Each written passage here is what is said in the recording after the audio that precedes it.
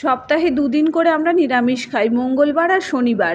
কিন্তু এই দুদিন আসলেই আমি ভেবে পাই না যে ঠিক কী রান্না করব।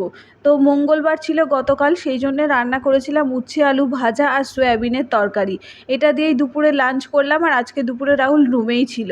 বিকেল হতে না হতে যেমন হাওয়া দিচ্ছিল আর তেমন আকাশে মেঘ করে আসছিল। আর বিকেলবেলা কিন্তু পাহাড়ের আকাশটা দেখতে দারুণ লাগে, জাস্ট অসাধারণ। আর আমাদের বিল্ডিংয়ের পাশের এই গাছটা রয়েছে, কি সুন্দর ফুল হয় কিন্তু কোনো ফল হয় না, গাছটাও কিন্তু দেখতে ভীষণ সুন্দর। সন্ধ্যাবেলা আমরা দুজনে একটু বেরিয়েছিলাম, তো ফেরার পথে দুটো সিঙাড়া নিয়ে এসেছিলাম।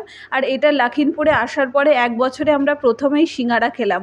সন্ধ্যাবেলা মুড়ি দিয়ে সিঙাড়াটা খেতে তো বেশ ভালোই লেগেছিল। আর সিঙাড়াটা আমাদের ওখানকারের মতনই খুব সুন্দরও ছিল। তো আজকের মিনি ব্লগটা এই পর্যন্তই থাকছে। যদি কিছু ভালো লেগে থাকে তো please do like, comment, share and subscribe our channel. দেখা হচ্ছে পরের ভিডিওতে। সবাই ভালো থেকো, সুস্থ থেকো।